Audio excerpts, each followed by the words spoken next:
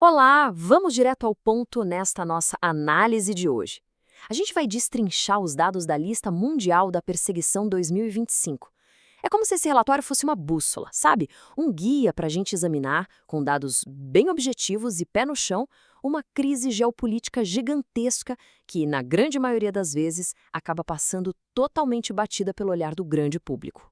Bom, para começar, dá só uma olhada nesse número aqui: 380 milhões.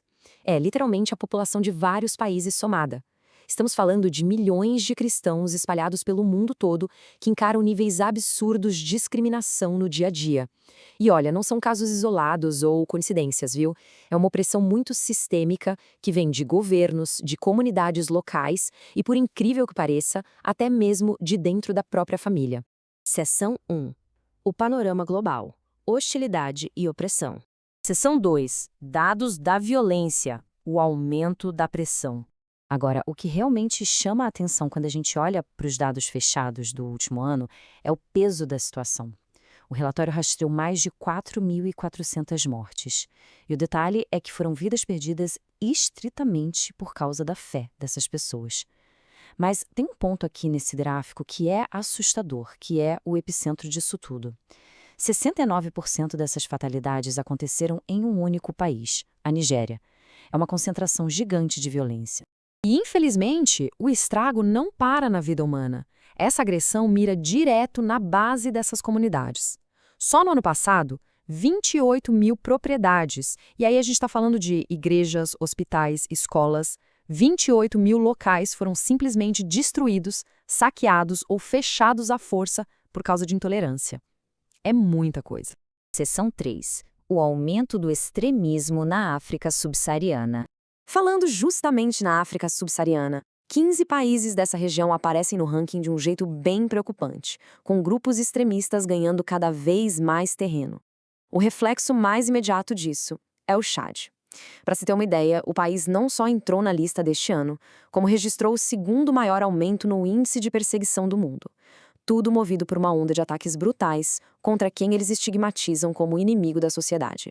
Mas sabe de onde veio o maior salto de opressão no relatório global? De um lugar que a gente quase não escuta falar: o Quirguistão. O país estava fora dessa lista de alerta desde 2013. Só que agora, em 2025, ele ressurge, impulsionado por uma verdadeira tempestade perfeita. Uma mistura de paranoia do governo ditatorial com opressão de grupos radicais. O resultado prático? A população está sendo obrigada a viver a própria fé no mais absoluto anonimato. É viver nas sombras. Seção 4. Opressão do Estado. Paranoia ditatorial. E o ponto crucial é o seguinte: quando o próprio Estado decide liderar essa opressão no meio do caos, o perigo vai para o teto. Dá uma olhada em como isso varia.